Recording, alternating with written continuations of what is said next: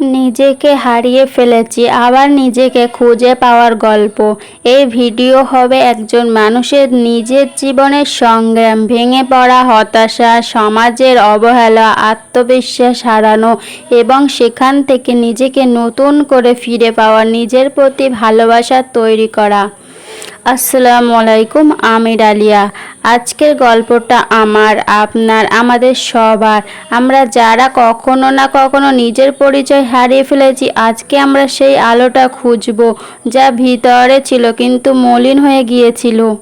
এক সময় মনে হতো আমি কিছুই পারি না। সবাই বলতো তুমি কখনো কিছু করতে পারবে না। নিজের মতো করে বাঁচতে গিয়েও শুনতে হয়েছে হাজার কথা। সমাজ, পরিবার, আত্মীয় স্বজন কীভাবে মানসিকভাবে ভেঙে ফেলে তা ব্যক্তিগত উদাহরণ দিয়ে বলা।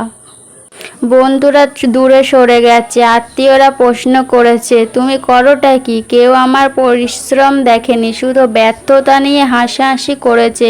আমি ঘরের কোনায় বসে কাঁদছি একা। একদিন আয়নার সামনে দাঁড়িয়ে ভাবলাম আমি কেন এভাবে ভেঙে যাচ্ছি। নিজেকে প্রশ্ন করলাম তুমি কি আসলে এত দুর্বল? ছোট ছোট নিজের করা কাজ, অর্জন, চেষ্টা সব মনে করে সাহস জাগানো। তখন থেকেই শুরু করলাম নিজের সাথে যুদ্ধ। সকালে ঘুম থেকে উঠতাম একটাই চিন্তা নিয়ে, আজকেও আমাকে জয় করতে হবে। প্রতিদিন নিজেকে আরও ভালো করে তুলতে হবে। আজ যারা বলতো তুই পারবি না, তারা এখন দেখে তুই পেরেছিস। তুমি যখন নিজের মূল্য বোঝো তখন দুনিয়ার কেউ তোমাকে থামাতে পারে না। জীবনকে জিততে হলে আগে নিজেকে জেতাতে হবে। আপনিও পারবেন। আপনি যদি বিশ্বাস করেন তাহলে পৃথিবীর কেউ আপনাকে আটকাতে পারবে না। ভালোবাসুন নিজেকে, গর্ব করুন নিজের উপর।